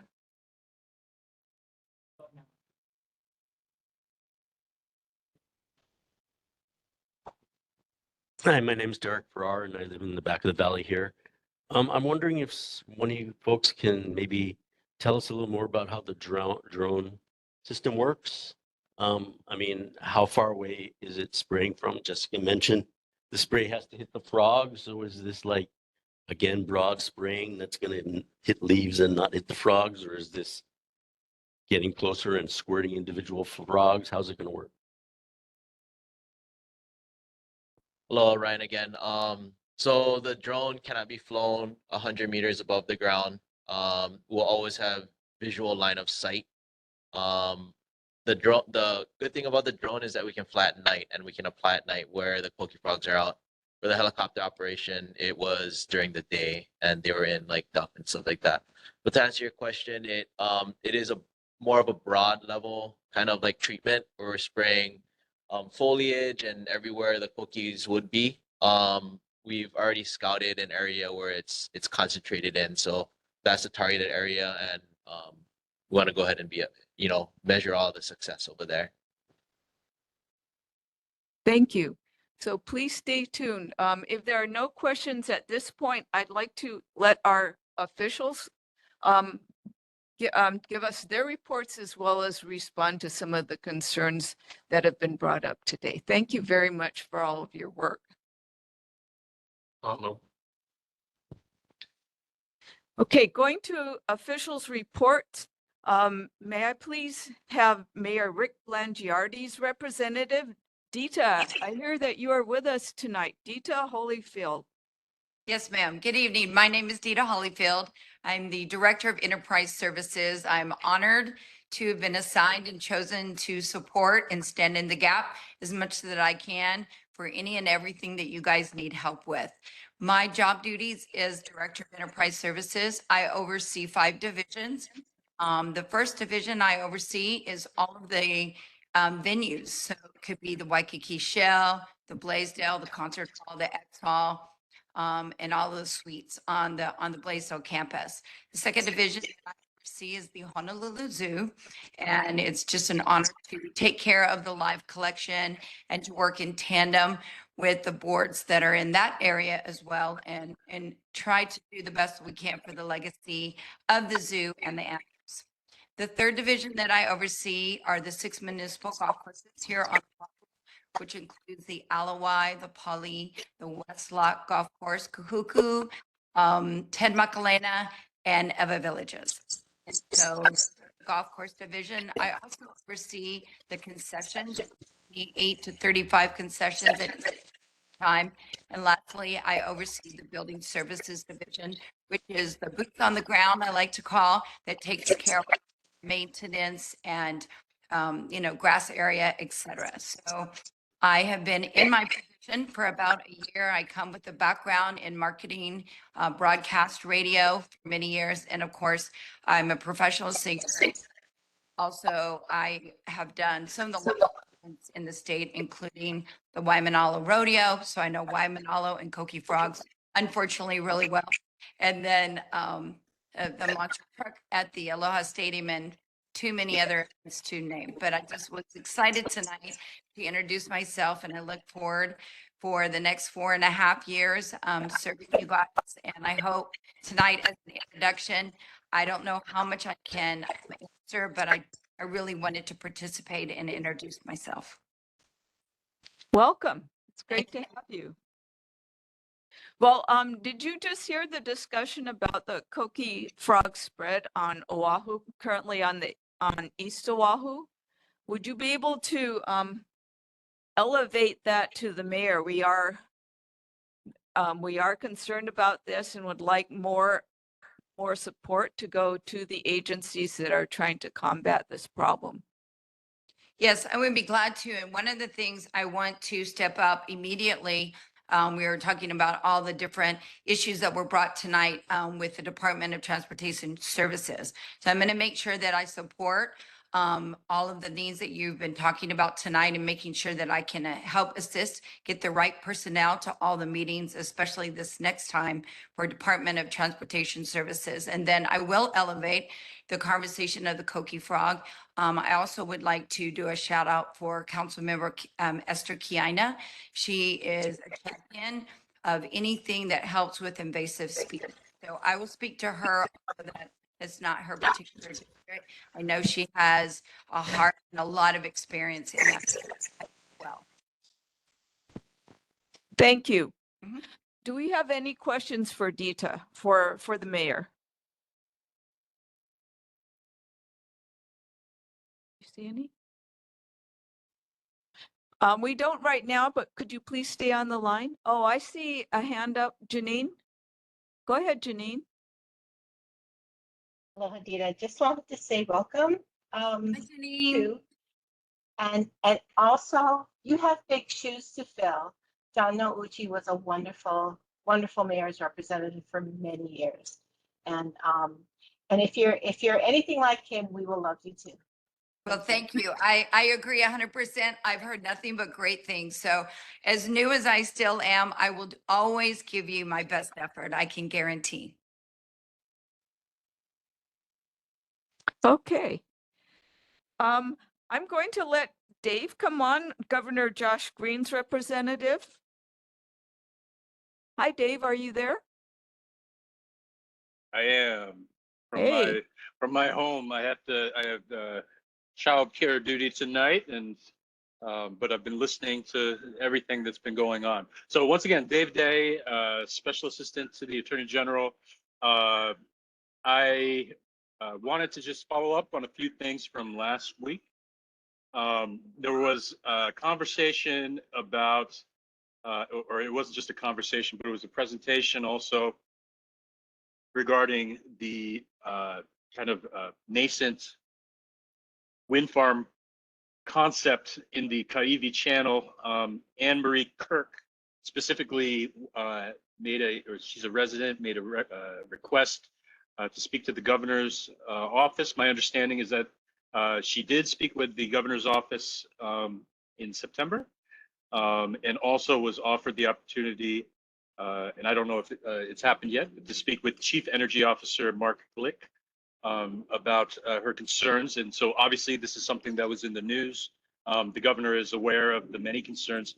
The governor is listening to multiple viewpoints at this time, but he's very aware that there's serious concerns that were raised at this board meeting, as well as other board meetings in the community. Second, regarding Red Hill, there were questions that were raised. The first one, there was a question that was raised regarding whether the state would be suing the military for damages relating to the Red Hill incident from December 2021. I spoke with the Department of Health, and so they have an agreement already to be reimbursed for all of their costs relating to the administration and regulation relating to Red Hill. And I can provide an exact figure of exactly how much we've been reimbursed to date. It's $4,456,578.90. So again, the state is not the main regulator or the sort of the impacted party with respect to Red Hill. That's the Board of Water Supply. The Board of Water Supply had filed previously, I believe last year, a lawsuit for over $1 billion. I'm sure that they will continue to vigorously pursue that. In addition to that, the military has been picking up the direct costs relating to remediation. And finally, my understanding is that member Sonoda Palais did speak with a representative from the governor's office. My understanding is that Luke Myers is or will be reaching out to member Sonoda Palais. Luke Myers is one of the top representatives regarding all disaster issues in the governor's office. And finally, I'll note that I received an invitation to attend the Red Hill Community Representation Initiative meeting in October, and I intend to be there. My understanding is that it's in Anaheim. Besides that, that's my report from last week. I'm ready to answer any questions you might have. Helani would like to say hello. Go ahead, Helani. Yeah, hi, David. I just wanted to thank you for following up on that. And I did reply to Meyer, who's on vacation, so hopefully I'll get more answers. But thank you for that. And we still want to see the governor at one of our Red Hill CRI meetings. Thank you. We have a question from Janine. Go ahead, Janine. Hi, Anne Marie is ill today, so she asked me to follow up on the meeting with the governor. She did say she spoke to Philip, I believe, about 2 weeks ago, but then nothing. So are you able to go ahead and reach out again on behalf of her so that she can get a return call? Of course, I have a looks like a letter to Ms. Kirk that invited her to speak with Chief Energy Officer Mark Glick. But I'm happy to basically say that the connection wasn't made yet. I mean, he's like he would be like the #1 person to speak to on this issue. So to the extent that that hasn't happened, I'm happy to follow up. Thank you. Thank you. Richard first. Hey, Mr. First, hi. It's your Hi. turn. Hi, sorry. I was just wondering if you might be able to provide an update. Many months ago, as part of the governor's proclamation regarding affordable housing, the State Building Code Council was suspended. So there were no more opportunities for the counties to provide amendments to the model building codes, the IBC and IRC, International Building Code and International Residential Code. I'm wondering if there's any plan for refunding and restarting the State Building Code Council, because I'm a licensed architect, and I believe it's important for the counties to have an opportunity to make amendments to the national model codes, most of which are written for different climate zones than we have here in Hawaii. And right now we're currently under 2021 International Building Code unamended. So we're having to follow some provisions that apply to different climates, but not necessarily very well for our climates. And that potentially causes additional costs to some of our clients. So I know this isn't really necessarily an Aina Haina related or Kuli'ou'ou related issue, but I just figured I'd have the opportunity to ask the question. If the governor's office could respond to that, would be great. Thank you. Oh, absolutely. That's a really interesting question. I don't obviously know the answer to it at the moment. You said it was the Building Code Council. Is that the name of the entity? That's right. It's the State Building Code Council, which is essentially a group of county code representatives, as well as representatives from Structural Engineers Association of Hawaii and the AIA, American Institute of Architects of Hawaii. And the process that we would typically go through historically would be to go and review proactively the new versions of the model building codes as they were released. And then we would have opportunity to make recommendations through the State Building Code Council to the various counties, to the state, to make amendments to the model codes. And then the counties would then use those state amendments as kind of their starting point to make county specific amendments. And I've heard, we've attended some talks with some of the county planning department folks who have said, it's really hard for them. They don't have the staff to review thousands of pages of model building code information to be able to make county specific amendments. And so not having a state building code amendments available for them as a starting basis just complicates their lives even more. And so just to clarify, you said that the building codes were suspended for purposes of the Affordable Housing Proclamation, but was it also something that was specifically suspended with respect to the State Building Code Council? Yes, the governor's proclamation essentially said that the State Building Code Council was to stop reviewing and proposing amendments. And so that process, I don't know if it was funding was halted or if, there was just like an order to stop stop the work, but that the process at the State Building Code Council level was halted as part of the governor's proclamation. Okay, that's very interesting. I will follow up on this. I have contacts, obviously, in the Attorney General's office who are intimately familiar with the Affordable Housing Proclamation. And I'll also speak with the governor's office about this specific concern, and I'll report back next month. That would be fantastic. Thank you so much. You're welcome. We have a question. Sherry, go ahead. I have to reiterate that I am not anti-military, except that I think their attitude toward our water and our safety here stinks. I wanted to ask you, Dave, because I don't know whom else to ask.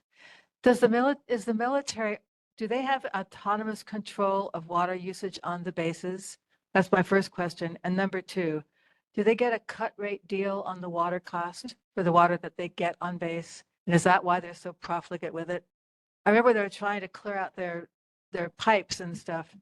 They spit out millions of gallons of water just to clean out some pipes. They showed it just being spit out into a field. Like, and we're being told we can't take shower, we're all being told to save water. So it's infuriating. So those are my two questions.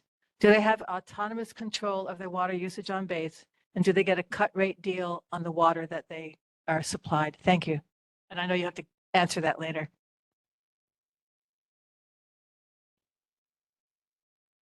Just writing it down. Okay. Okay. So, yeah, you're correct. I don't know the answer to either of those questions offhand. Specifically, the as far as the water rates, that might be a Board of Water Supply question. But to the extent that they're using water from our system or from the county system, but I'll see if what I can find out about that. As far as the usage on military bases, that might be a legal question. So I'll try to find out the answer to that. I just want to know if they're autonomous, if they can run it all by themselves without us having any oversight in what they're doing. Thanks. Any more homework assignments for Dave? We just want you to stay engaged, Dave. Oh, thank you. Thank you very much for always helping us. Absolutely. We will stop picking on you for today and ask Adam to come to the mic. Adam Du for City Council Chair Tommy Waters. Good evening, Chair. Can you see me? Yeah. Okay, great. Thank you. I'm Adam Du from Council Chair Tommy Waters' office. I did want to give another shout out to your mayor's representative, Director Holyfield. I really think you'll enjoy working with her. She's done an incredible job at her role. I believe the zoo has recently been rated as one of the top in the nation. She gets things done and always has just such a great positive energy about her. I do want to report on resolution 24-213. This requests the city administration to provide and manage recycling receptacles at all city parks. I particularly love this one, and so does Chair Waters. This was inspired by our youth commissioner, Asa Shimizu. He's a high school student at Punahou School, and really it's just one of those things that we were surprised that this wasn't already required. So we look forward to that. It goes for final reading next week at full council. There was some discussion on affordable housing. So I did want to briefly speak about Chair Waters' Kama'aina housing bills that are aimed to keep residents in Hawaii. So Chair Waters and Councilmember Radiant Cordero introduced an empty homes tax. It's Bill 46, 2024, which taxes vacant homes to encourage owners to rent or sell vacant homes for use of homes for local residents. Hawaii's escalating housing costs are forcing many residents to leave the state. A recent UHERO study shows that Honolulu's medium home price has soared above 1.1 million, with rental rates among the highest in the country. There are over 34,000 vacant homes on Oahu. So this goes, I believe, for second reading next week at full council. Please submit any testimony. We are still looking to add more exemptions to this, such as, if your home is under major construction, if you have a medical condition, where you're not able to be at home, or your military service, things like that. There's a lot of discussion as well about traffic safety. I know Director Holyfield will do a great job at getting DTS or Deputy Director John Nouchi to come and speak at an upcoming, hopefully next board or one shortly.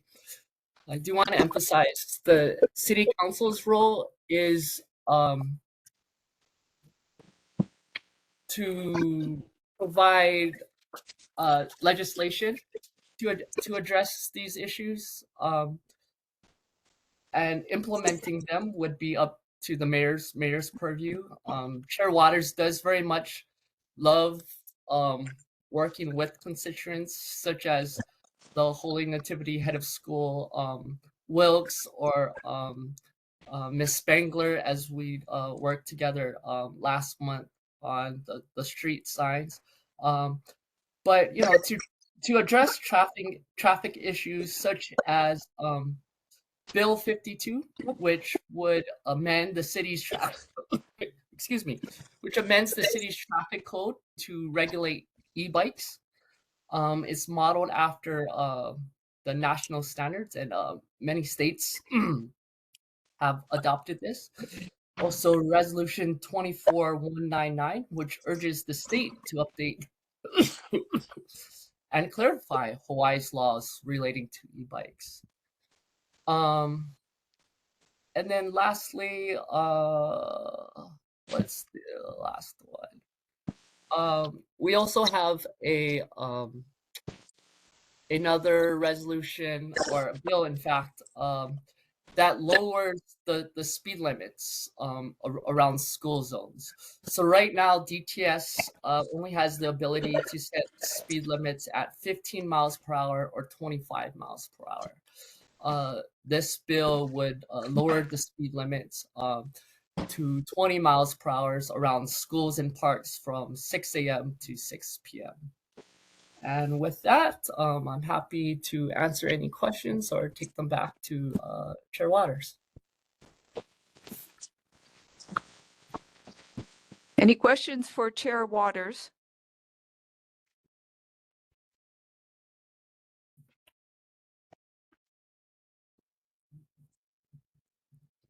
Okay.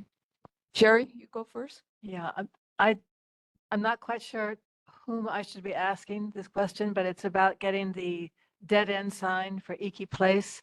And it's not really state, it's actually kind of city. So I guess, would I be going through you, Adam, about getting that dead end sign on the city and county sign that says Kalani Anaole Highway and Iki Place?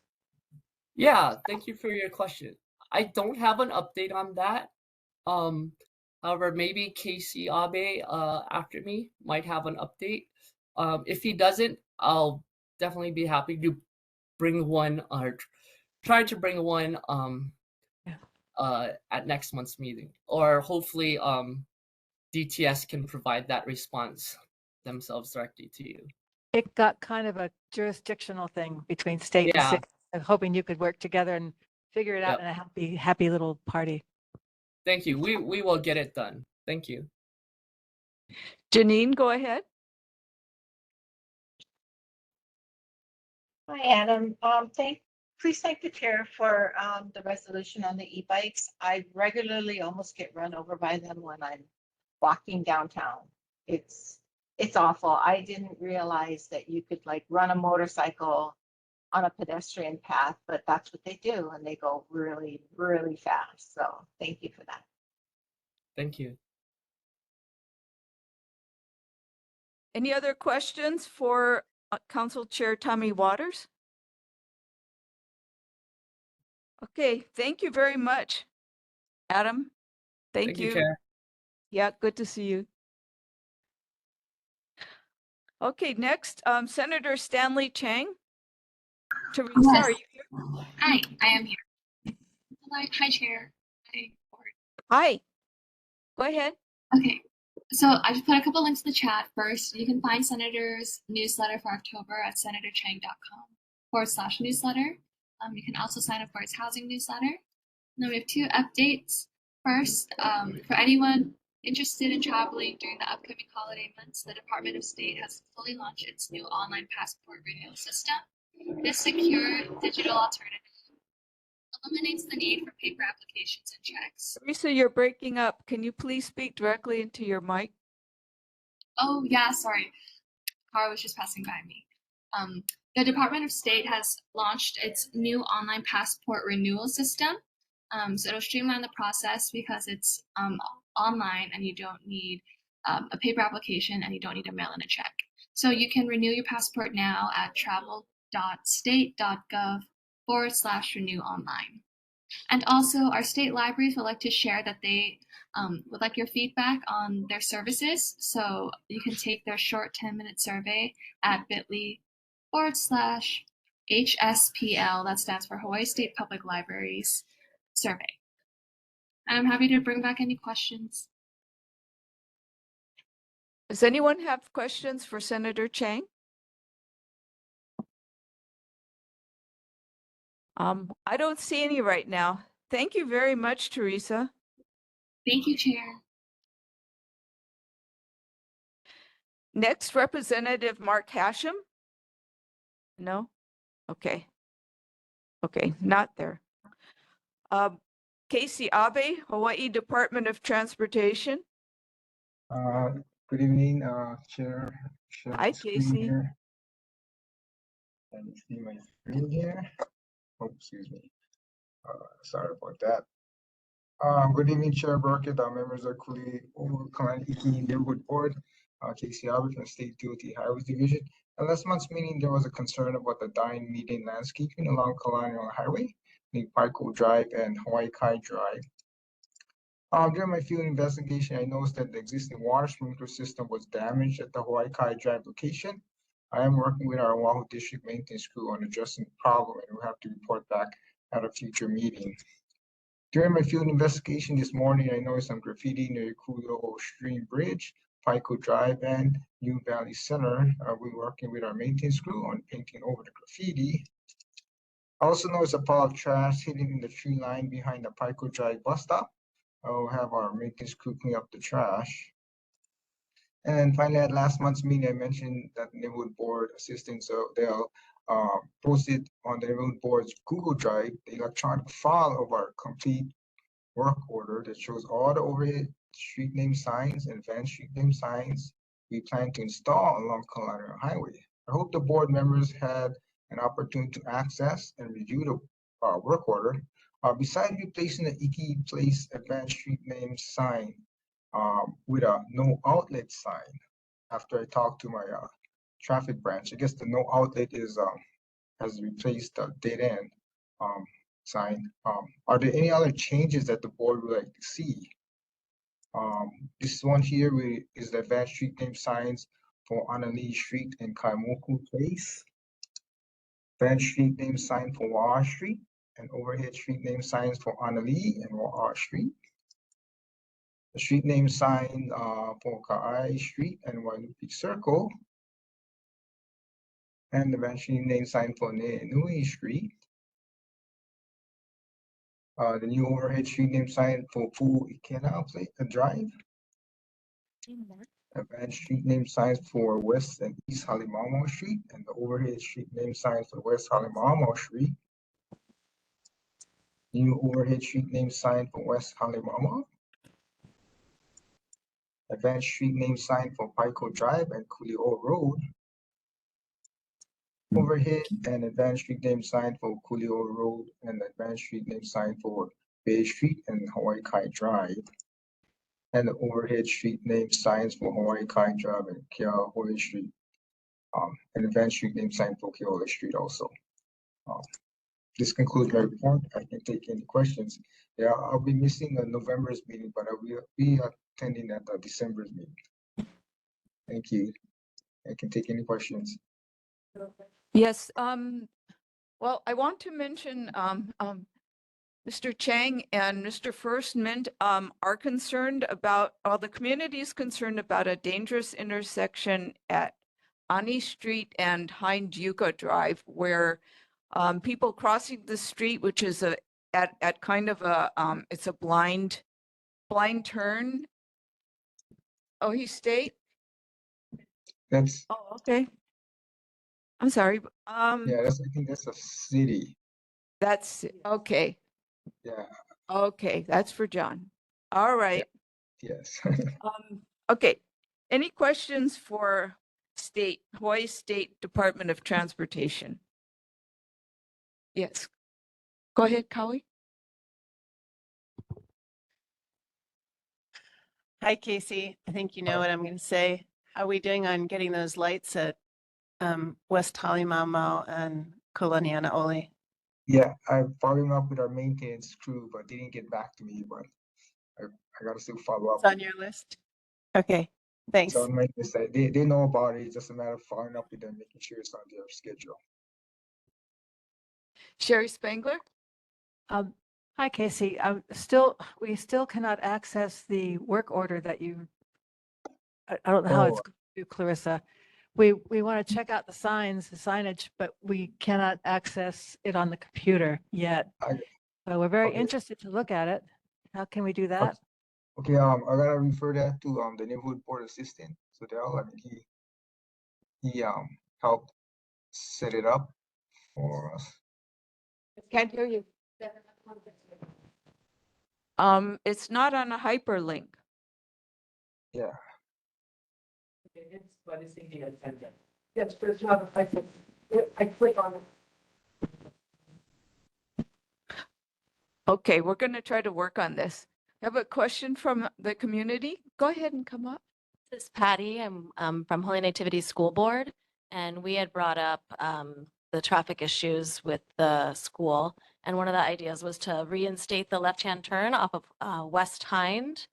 So instead of 2 right-hand turns, there'd be 1 left-hand. And just wanted to see what your thoughts were on that. Okay, I can double check, but I recall they brought it up previously, but I can double check with our traffic branch. I can get back to you next month. But... Thank you, Casey. I don't see any other questions.